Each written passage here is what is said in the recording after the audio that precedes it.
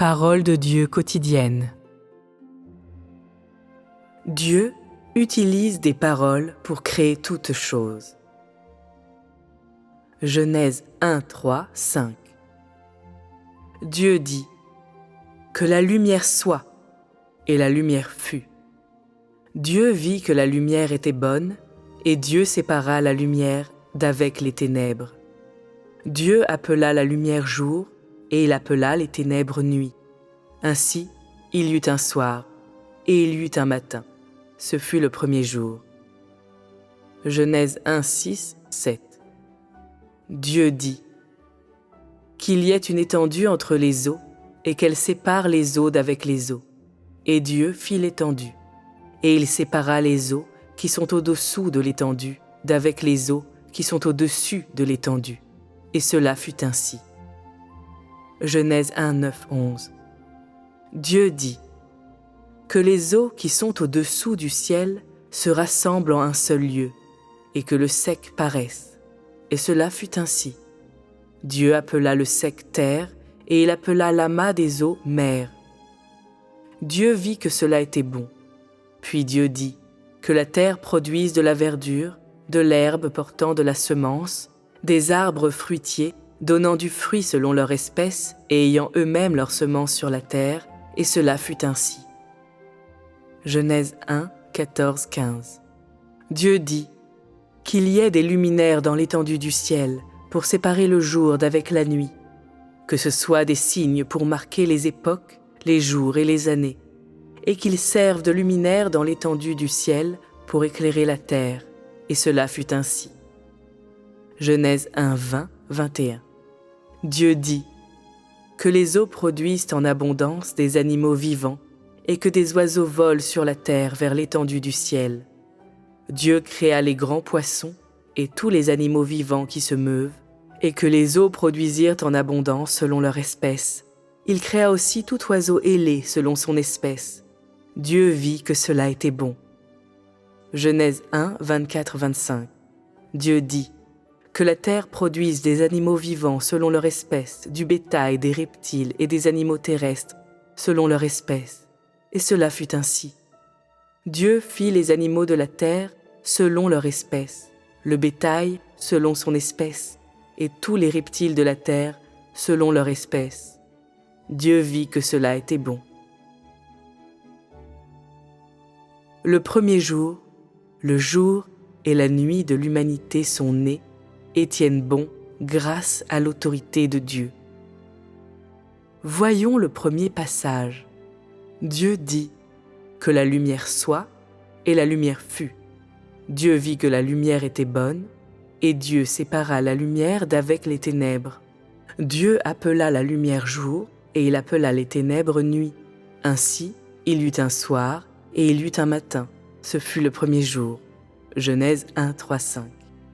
Ce passage décrit le premier acte de Dieu au début de la création et le premier jour que Dieu a vécu où il y avait un soir et un matin. Mais ce fut une journée extraordinaire.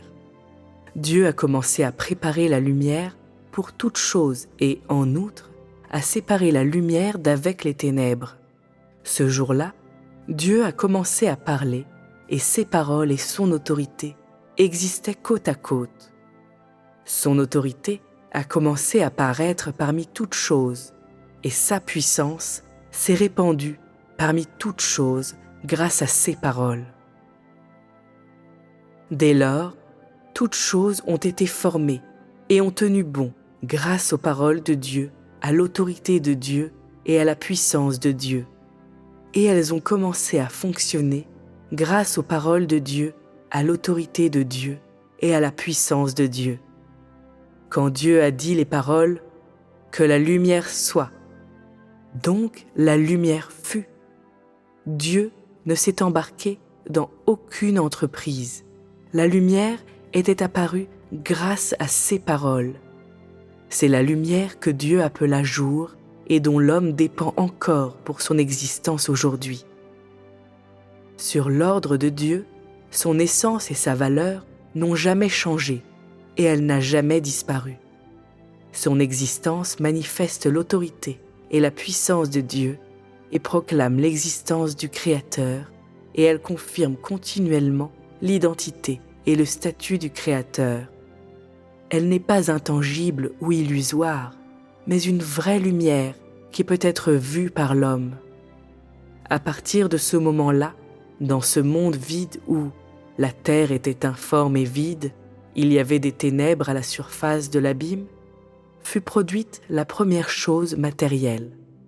Cette chose est venue des paroles de la bouche de Dieu et est apparue dans le premier acte de la création de toutes choses à cause de l'autorité et des déclarations de Dieu.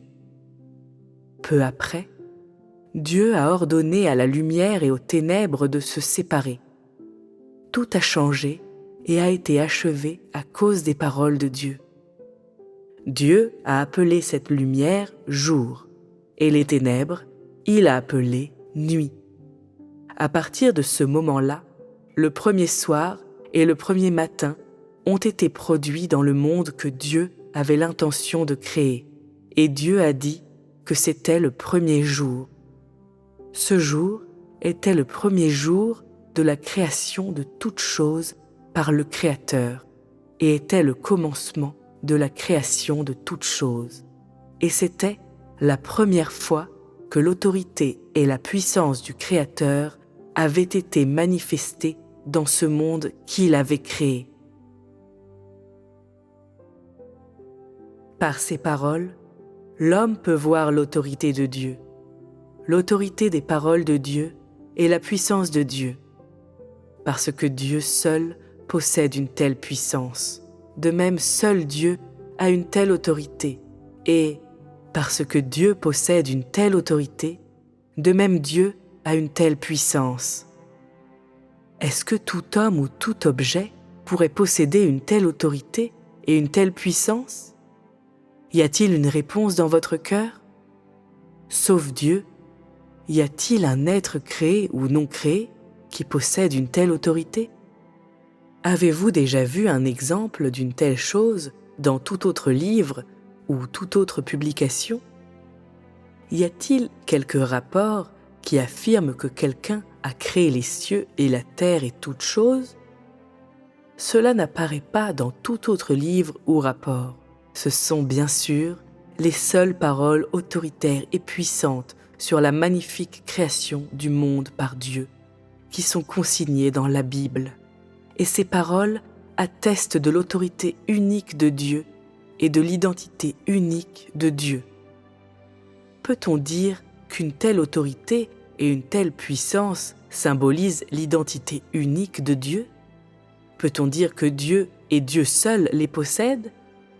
Sans aucun doute, seul Dieu lui-même possède une telle autorité et une telle puissance.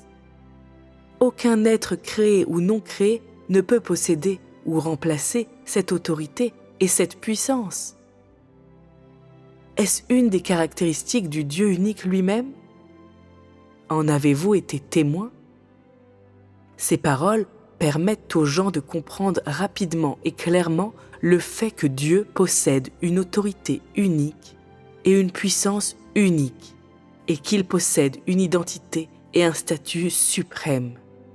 De l'échange ci-dessus, pouvez-vous dire que le Dieu auquel vous croyez soit le Dieu unique lui-même?